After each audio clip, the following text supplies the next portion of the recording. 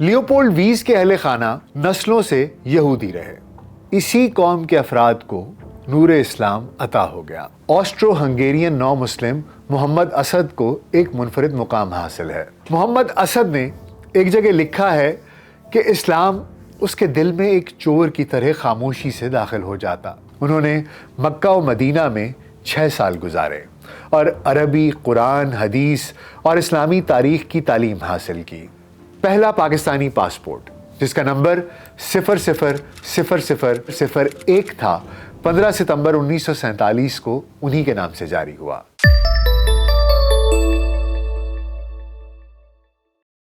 VLC pod cost میں doctor ناصر bag کے ساتھ خاکسار آپ کی خدمت میں حاضر ہے. یہاں یورش تاتار کے افسانے سے پاس باں مل گئے کعبے کو صنم خانے سے. دیکھیے، ایک بات تو تاریخی طور پر طے ہے کہ اللہ کا دین اسلام ہر دور میں فتح مبین کا حامل رہا ہے. خدائے لم یزل کے قلم نے امت مسلمہ کی تقدیر میں ایسا زوال لکھا ہی نہیں کہ کبھی یہ صفحہ ہستی سے مٹ ہی جائے. اس امر کا بین ثبوت یہ ہے کہ جب بھی دنیا کی کوئی قوم مذہب اسلام اور اس کے ماننے والوں پر ناقابل مزاحمت قوت کے ساتھ حملہ آور ہوئی تو اللہ ہی کے حکم سے اسی قوم کے افراد کو نور اسلام عطا ہو گیا اور دشمن ہی دوست بن کر دفاع دین کے عظیم مقصد کے لیے کمر بستہ ہو گئے. بغداد پر ہلاکو خان کے تاریخی حملے اور پھر اس کے خاندان کا قبول اسلام اسی خدائی عمل کی نہ جھٹلائی جا سکنے والی محکم دلیل ہے. 20ویں صدی میں امت اسلامیہ کے علمی افق کو جن ستاروں نے جگمگا دیا ان میں آسٹرو ہنگیرین نو مسلم محمد اسد کو ایک منفرد مقام حاصل ہے. محمد اسد کے والدین نے ان کا نام لیوپولڈ رکھا تھا. وہ جولائی سن 1900 میں لیو کے اس علاقے میں پیدا ہوئے جو آج کل یوکرین کا حصہ ہے. محمد اسد کا خاندان یہودی تھا. 23 سال کی عمر میں ایک نوعمر صحافی کی حیثیت سے عرب دنیا میں 3 سال گزارے اور اس تاریخی علاقے کے بدلتے ہوئے حالات کی عکاسی کر کے بہت نام کمایا. لیکن اس سے بہت بڑا انعام ایمان کی دولت کی شکل میں ان کی زندگی کا حاصل بن گیا.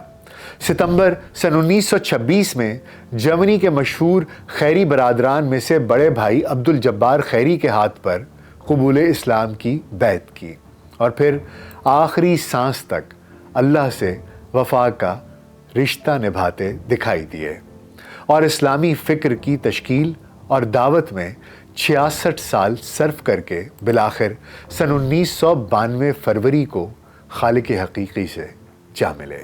لیوپولڈ ویز کے اہل خانہ نسلوں سے یہودی رہے، یعنی تورات کے علماء رہے، لیکن ان کے والد پیشے کے لحاظ سے ایک وکیل تھے. محمد اسد نے ابتدائی عمر میں ہی عبرانی زبان سیکھ لی تھی. بعد ازاں ان کے اہل خانہ ویانا منتقل ہو گئے، جہاں 14 سال کی عمر میں انہوں نے اسکول سے بھاگ کر آسٹرین فوج میں شمولیت کی کوشش کی تاکہ پہلی جنگ عظیم میں شرکت کر سکیں. تاہم ان کا خواب آسٹرین سلطنت کے ٹوٹنے کے ساتھ ہی ختم ہو گیا. جنگ کے بعد انہوں نے جامعہ ویانا سے فلسفہ اور تاریخ فن میں تعلیم حاصل کی، لیکن یہ تعلیم بھی ان کی روح کی تسلی کرنے میں ناکام رہی. 1920 میں ویانا چھوڑ کر وسطی یورپ کے دورے پر نکل پڑے اور کئی چھوٹی بڑی نوکریاں کرنے کے بعد برلن پہنچے، جہاں انہوں نے صحافت کو منتخب کیا اور جرمن اور یورپ کے موقر ترین روزنامے فرینکفرٹ زیٹنگ میں کام کرنے لگے. 1992 میں وہ بیت المقدس میں اپنے چچا ڈوریان سے ملاقات کے لیے مشرق وسطی روانہ ہوئے. ڈوریان کے بارے میں کہا جاتا ہے کہ وہ نفسیات دان تھے اور معروف نفسیات دان سگمنڈ فرائیڈ کے شاگردوں میں سے ایک تھے. جمع سالی میں مشرق وسطی میں ٹرین کے ایک سفر کے دوران ایک عرب ہمسفر نے لیوپولڈ ویز کو جانے بغیر اسے کھانے میں شرکت کی دعوت دی تو یہ خود پسند اور اپنی ذات میں مست مغربی دنیا کے اس نوجوان کے لیے بڑا ہی عجیب تجربہ تھا. پھر انہوں نے عرب معاشرے میں باہمی تعلقات، بھائی چارے، محبت اور رکھ رکھاؤ اور دکھ درد میں شرکت کو دیکھا تو حیران رہ گئے اور وہیں سے ان کا دل اسلام کی جانب راغب ہو گیا۔ 1922 کے اواخر میں جرمنی کے ایک اخبار نے لیوپولڈ کو مشرق وسطیٰ کا نمائندہ مقرر کر دیا، جہاں انہیں اسلام کا مطالعہ کرنے کا موقع میسر آ گیا۔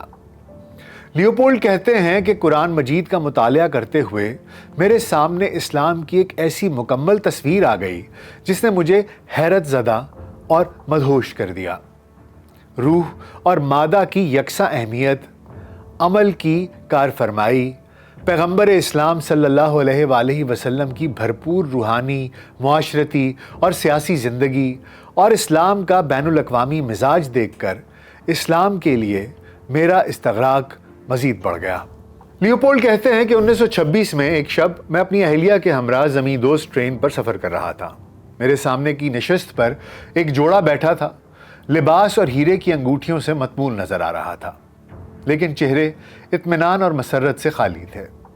وہ بہت غمزدہ اور حرمان نصیب دکھائی دیتے تھے۔ میں نے ڈبے میں نظر دوڑائی تو ہر شخص ہی خوشحال دکھائی دیتا تھا، لیکن ہر ایک کے چہرے پر ایک مخفی الم کی جھلک موجود تھی۔ میں نے اس احساس کا ذکر اپنی بیوی سے کیا تو اس نے بھی یہ کہہ کر میری تائید کی کہ واقعی یوں لگتا ہے کہ یہ لوگ جہنم کی زندگی گزار رہے ہیں۔ گھر واپس آیا تو میز پر قرآن مجید کا نسخہ رکھا تھا۔ میری نگاہ اچانک اس کے کھلے ہوئے صفحے پر پڑ گئی جہاں پر یہ آیات لکھی تھیں: الہاکم التکاثر حتی زرتم المقابر کلا سوف تعلمون ثم کلا سوف تعلمون کلا لو تعلمون علم الیقین لترون الجحیم ثم لترونها عین الیقین ثم لتسألن یومئذ عن النعیم۔ تم لوگوں کو مال کی بہت سی طلب نے غافل کر دیا یہاں تک کہ تم نے قبریں جا دیکھیں۔ دیکھو تمہیں ان قریب معلوم ہو جائے گا، پھر دیکھو تمہیں ان قریب معلوم ہو جائے گا۔ دیکھو اگر تم جانتے، علم الیقین رکھتے تو غفلت نہ کرتے، تم ضرور دوزخ کو دیکھو گے، پھر اس کو ایسا دیکھو گے کہ عین الیقین آ جائے گا۔ پھر اس روز تم سے شکر نعمت کے بارے میں پرسش ہوگی۔ میں ایک لمحے کے لیے گمسم ہو گیا، میرے ہاتھوں میں جنبش نہ تھی۔ میں نے بیگم کو آواز دی اور کہا، دیکھو کیا یہ اس صورتحال کا جواب نہیں جو گزشتہ رات ہم نے ریل میں دیکھی تھی؟ ہمیں ہمارے سوالوں کا جواب بھی مل گیا اور بہت سے شکوک و شبہات بھی ختم ہو گئے۔ ہم نے سوچا یہ کتاب اللہ ہی کی نازل کردہ ہے جو 1400 سال پہلے حضرت محمد مصطفیٰ صلی اللہ علیہ وآلہ وسلم پر نازل کی گئی تھی، جس میں ہمارے پیچیدہ اور مشینی دور کی ٹھیک ٹھیک تصویر پیش کر دی گئی ہے۔ اب مجھے یقین ہو گیا کہ یہ قرآن مجید کسی انسان کی تصنیف نہیں ہے۔ انسان لاکھ سمجھدار، حکیم اور دانا سہی، مگر وہ 1400 سال قبل اس عذاب کی پیشگوئی نہیں کر سکتا تھا جو 20ویں صدی کے لیے خاص تھا۔ دوسرے ہی روز برلن میں مسلمانوں کی انجمن کے صدر کے پاس گیا اور کلمہ شہادت پڑھ کر اسلام قبول کر لیا۔ یونانی زبان میں لیو شیر کو کہتے ہیں، لہٰذا میرا نام محمد اسد تجویز کیا گیا کیونکہ عربی میں شیر کو اسد بھی کہا جاتا ہے۔ اس کے بعد ان کی اہلیہ ایلسا نے بھی اسلام قبول کر لیا اور انہوں نے اخبار کی نوکری چھوڑ کر حج بیت اللہ کا قصد کیا۔ محمد اسد نے ایک جگہ لکھا ہے کہ اسلام اس کے دل میں ایک چور کی طرح خاموشی سے داخل ہو جاتا اور پھر اس دل کو اپنا گھر بنا لیتا۔ چور کی تمثیل یہاں ختم ہو جاتی ہے۔ چور چپکے چپکے داخل ہوتا ہے مگر کچھ لے کر چپکے چپکے نکل جاتا ہے۔ اسلام داخل تو چپکے چپکے ہی ہوتا ہے لیکن کچھ لینے کے لیے نہیں، کچھ دینے کے لیے، اور پھر ہمیشہ اسی گھر میں رہنے کے لیے۔ یہ ایسا ہی تھا جیسا ملامتی صوفی شاعر شاہ حسین نے اس نقطے کو اپنی ایک کافی میں مضمون کیا ہے۔ تیرے بکل دے وچ چور، تیرے بکل دے وچ چور، آپے ہی پائیاں کنڈیاں تے آپے ہی کھچنا ہے ڈور۔ ساڈے ول مکھڑا موڑ پیاریا، ساڈے ول مکھڑا موڑ، تیرے بکل دے وچ چور، نی تیرے بکل دے وچ چور۔ محمد اسد نے اسلامی دنیا کو ہی اپنا مسکن بنایا۔ انہوں نے مغرب سے دین کا ناطہ ہی نہیں توڑا، بلکہ مسلم ممالک کے اسفار کو روانہ ہوئے اور پھر اسی دنیا کا حصہ بن گئے۔ بیت اللہ پر پہلی نظر پڑنے کے 9 دن بعد اسد کی زندگی ایک نئے موڑ پر آ گئی۔ ایلسا خالق حقیقی سے جا ملی۔ بعد ازاں اسد نے مکہ میں قیام کے دوران شاہ فیصل سے ملاقات کی، جو اس وقت ولی عہد تھے، اور بعد ازاں سعودی مملکت کے بانی شاہ عبد العزیز ال سعود سے ملاقات کی۔ انہوں نے مکہ و مدینہ میں 6 سال گزارے اور عربی، قرآن، حدیث اور اسلامی تاریخ کی تعلیم حاصل کی۔ پھر محمد اسد ہندوستان آ گئے اور شاعر مشرق علامہ محمد اقبال سے ملاقات کی۔ ہندوستان میں علامہ اقبال سے ملاقات ہوئی تو اپنے آئندہ سفر کے ارادے کو ترک کیا اور علامہ کے ساتھ فکر اسلامی کی تعمیر نو کا کام کیا۔ عرفات کے نام سے ایک رسالہ انگریزی زبان میں جاری کیا۔ دسمبر 1935 کے لگ بھگ صحیح بخاری کے انگریزی ترجمے کا کام کیا، لیکن مالی وسائل کی عدم فراہمی کی وجہ سے یہ کام رک گیا۔ پھر سر اکبر حیدرآبادی، جو کہ وزیر اعظم حکومت حیدرآباد تھے، ان کی توجہ اور دلچسپی سے آصف جاہ نے صحیح بخاری کے انگریزی ترجمے کی منظوری دی اور نواب صاحب بھوپال نے عرفات پبلیکیشنز کو ٹائپ مہیا کیے۔ اس طرح 1938 میں صحیح بخاری کے مجوزہ 40 حصوں کے منجملہ 5 حصے اعلیٰ حضرت میر عثمان علی خان کی انتساب کے ساتھ شائع ہوئے۔ بقیہ کام قید فرہنگ، تقسیم ہند اور مسودات کے گم ہو جانے کی وجہ سے مکمل نہ ہو سکا۔ ستمبر 1939 میں دوسری جنگ عظیم کے آغاز کے دوسرے ہی دن ان کو دشمن شہری قرار دے کر گرفتار کر لیا گیا۔ محمد اسد کو 6 سال بعد 1945 میں رہائی ملی۔ 1947 میں قیام پاکستان کے بعد وہ پاکستان آ گئے اور نئی ریاست کی نظریاتی بنیادوں کی تشکیل میں اہم کردار ادا کیا۔ انہیں پہلا پاکستانی پاسپورٹ جاری کیا گیا۔ بعد ازاں انہیں پاکستان کی وزارت خارجہ کے شعبہ مشرق وسطیٰ میں منتقل کر دیا گیا، جہاں انہوں نے دیگر مسلم ممالک سے پاکستان کے تعلقات مضبوط کرنے کا کام بخوبی انجام دیا۔ انہوں نے 1952 تک اقوام متحدہ میں پاکستان کے پہلے سفیر کی حیثیت سے بھی خدمات انجام دیں۔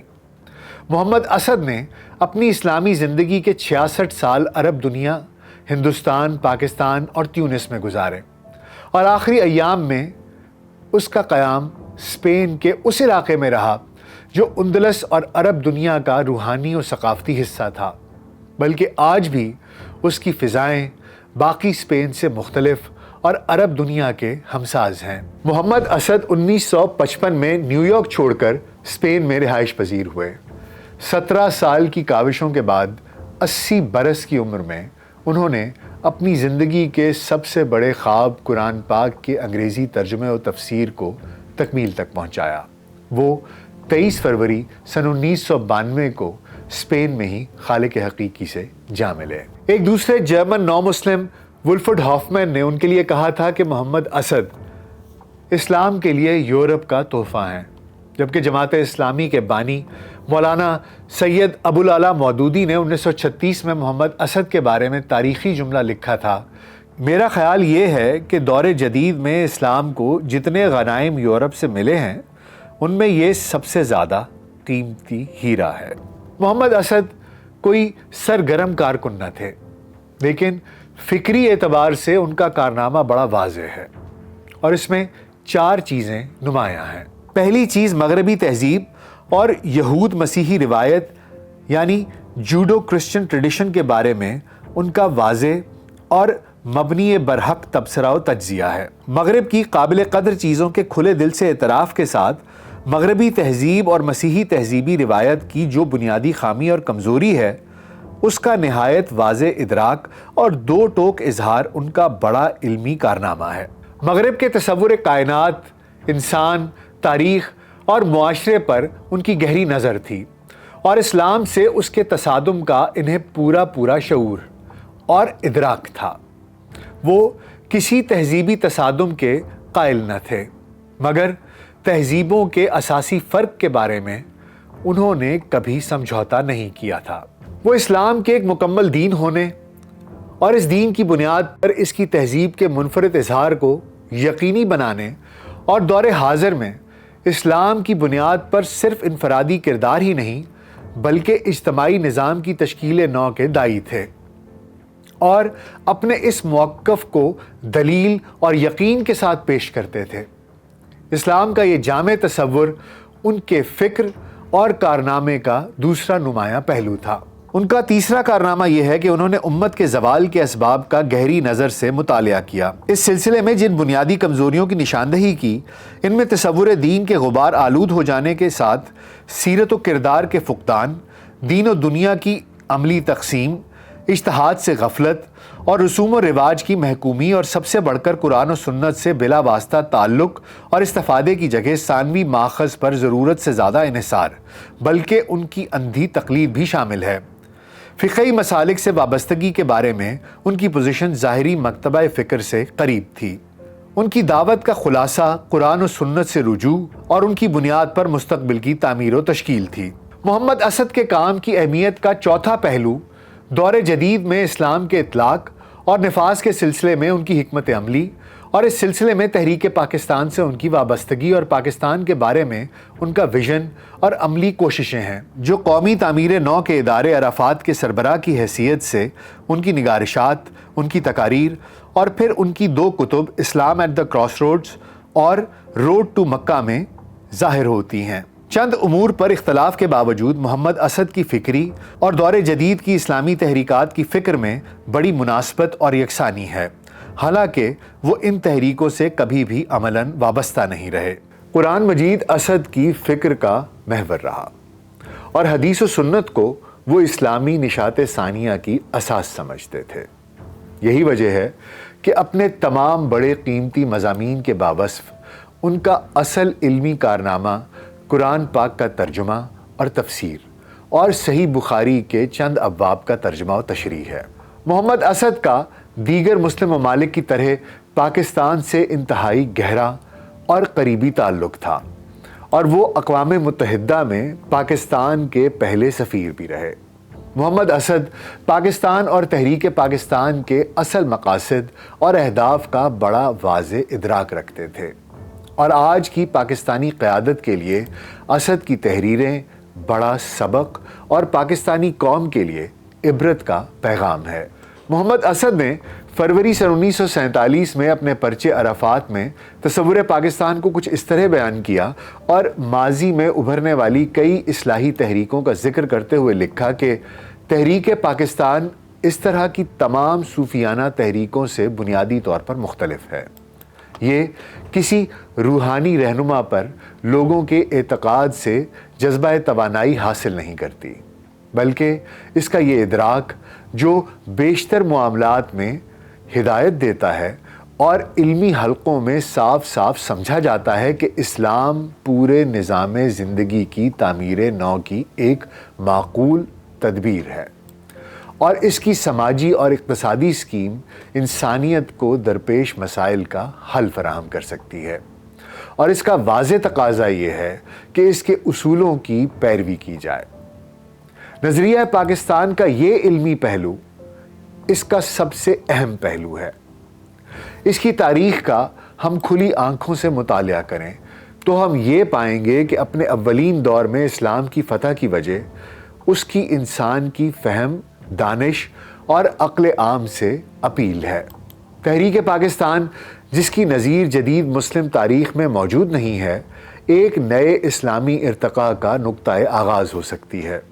اگر مسلمان یہ محسوس کریں اور جب پاکستان حاصل ہو جائے تب بھی محسوس کرتے رہیں کہ اس تحریک کا حقیقی تاریخی جواز اس بات میں نہیں ہے کہ ہم اس ملک کو دوسرے باشندوں سے لباس، گفتگو یا سلام کرنے کے طریقے میں مختلف ہیں، یا دوسری آبادیوں سے جو ہماری شکایات ہیں اس میں، یا ان لوگوں کے لیے جو محض عادتاً خود کو مسلمان کہتے ہیں، زیادہ معاشی مواقع یا ترقی کے بہتر امکانات حاصل کریں، بلکہ ایک سچا اسلامی معاشرہ قائم کرنے میں ہے۔ دوسرے لفظوں میں اسلام کے احکامات کو عملی زندگی میں نافذ کرنا ہے۔ یہ بات انہوں نے عرفات کے فروری سن 1947 کے شمارے میں صفحہ 863 سے 865 میں تحریر کی۔ اسی رسالے میں آگے جا کر وہ لکھتے ہیں کہ ہم پاکستان کے ذریعے اسلام کو صرف اپنی زندگیوں میں ایک حقیقت بنانا چاہتے ہیں۔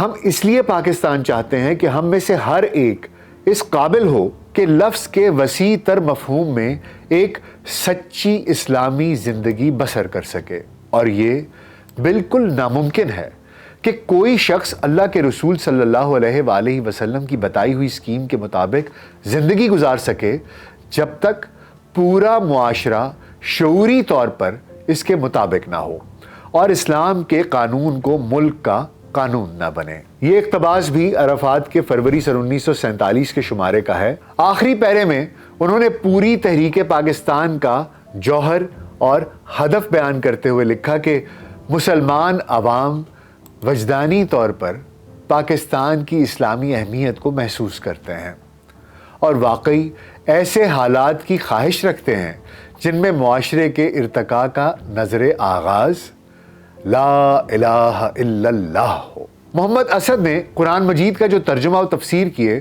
وہ میسج آف دی قرآن کے عنوان سے سن 1980 میں جبرالٹر سے شائع ہوئے۔ پہلا پاکستانی پاسپورٹ جس کا نمبر 000001 تھا 15 ستمبر 1947 کو انہی کے نام سے جاری ہوا۔ محمد اسد مرحوم کی خودنوشت داستان میں لکھا ہے، پاکستان بننے کے فوراً بعد پاکستانی قومیت کے نام کی کوئی بھی چیز اس وقت تک معرض وجود میں نہیں آئی تھی، بلکہ برطانیہ سے غیر رسمی معاہدہ طے پایا تھا جس کے مطابق ہر نئے پاسپورٹ پر برطانوی شہری لکھنے کا اختیار دیا گیا تھا۔ محمد اسد کہتے ہیں، جب میں نے وزارت خارجہ سے کہا کہ میں پاکستان کا سرکاری وفد لے کر مشرق وسطیٰ کا دورہ کرنے جا رہا ہوں، اگر میرے پاس کسی دوسرے ملک کا پاسپورٹ ہوگا تو دیکھنے والا کیا سمجھے گا؟ محمد اسد کی تعیناتی وزارت خارجہ میں ہوئی تھی جب اس وقت کے وزیر اعظم لیاقت علی خان نے انہیں مشرق وسطیٰ کے سرکاری دورے پر بھیجنے کا فیصلہ کیا۔ ابھی پاکستانی پاسپورٹ بننے شروع نہیں ہوئے تھے۔ کبھی کہا جاتا کہ اسد کے پاسپورٹ پر برطانوی شہری لکھ دیتے ہیں، کبھی کہا جاتا کہ وہ آسٹرین ہیں اور ان کے پاسپورٹ پر آسٹرین لکھ دیتے ہیں۔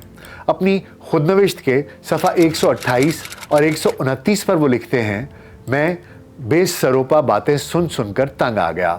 بالآخر میں نے وزیر اعظم کے ذاتی معاون کو فون کیا اور ان سے عرض کیا کہ برائے مہربانی وزیر اعظم سے میری فوری ملاقات کرا دی جائے۔ کچھ دیر بعد میں لیاقت علی خان کے دفتر میں موجود تھا اور انہیں اپنی مشکل سے آگاہ کیا۔ انہوں نے اپنے سیکریٹری کو کہا کہ فوراً پاسپورٹ آفیسر کو بلائیں۔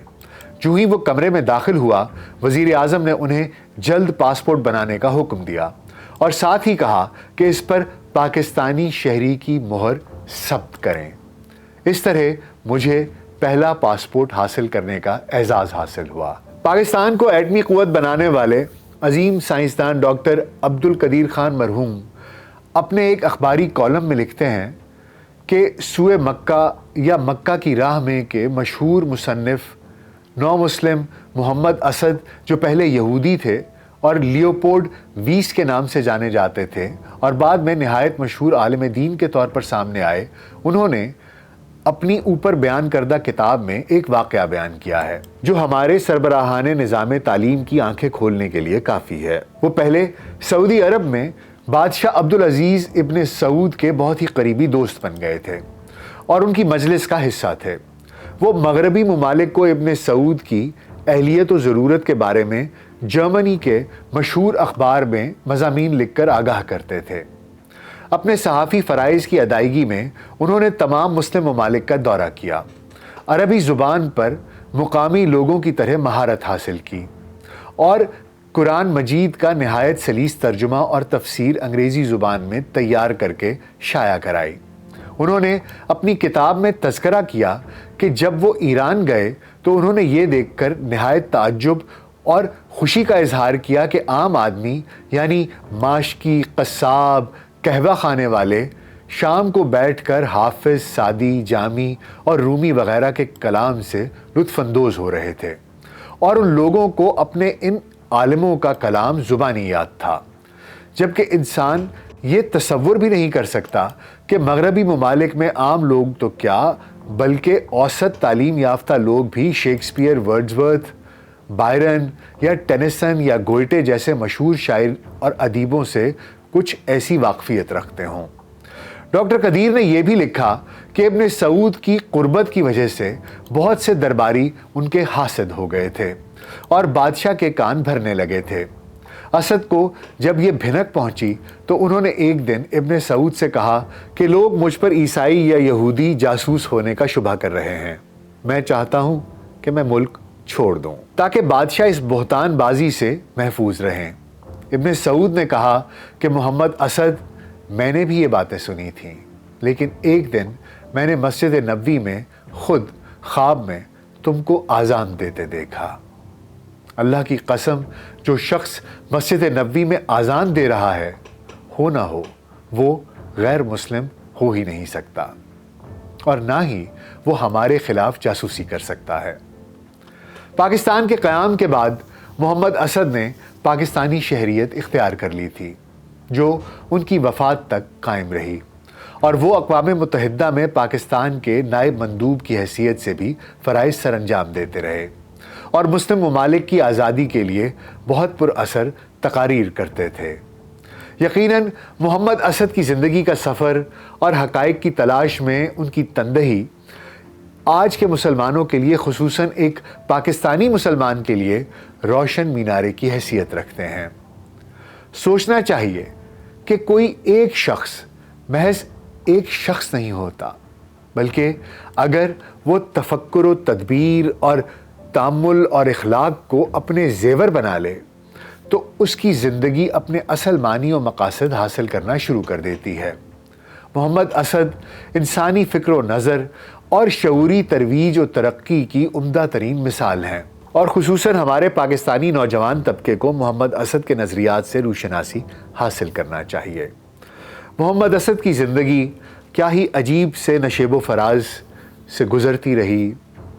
ایک یہودی جس نے نہ صرف کہ اسلام کو قبول کیا بلکہ اس کے طرز زندگی کو اپنا لیا، اس کو اپنے اندر سمو لیا، اس کی اصل اساس کو سمجھنے کی کوشش ہی نہیں کی بلکہ اس کو جیا بھی، اور صرف جیا ہی نہیں، اس کو دوسروں تک سمجھانے اور پہنچانے کی کوشش بھی کی، اور جو عملی اقدامات کر سکتے تھے وہ بھی کیے۔ انہوں نے کوئی بہانہ نہیں بنایا، کوئی ایکسکیوزز نہیں کی۔ امید ہے آپ کو آج کا پوڈ کاسٹ پسند آیا ہوگا۔ ہمیں کمنٹ سیکشن میں ضرور بتائیے گا۔ اگر آپ کسی اور ایسی پرسنالٹی کے بارے میں چاہتے ہیں کہ ہم ان کے بارے میں تحقیق کریں اور آپ تک ان کے بارے میں، ان کی زندگی کے بارے میں معلومات پہنچائیں تو ہمیں ضرور بتائیے گا۔ اپنا بہت خیال رکھیے گا۔ شکریہ۔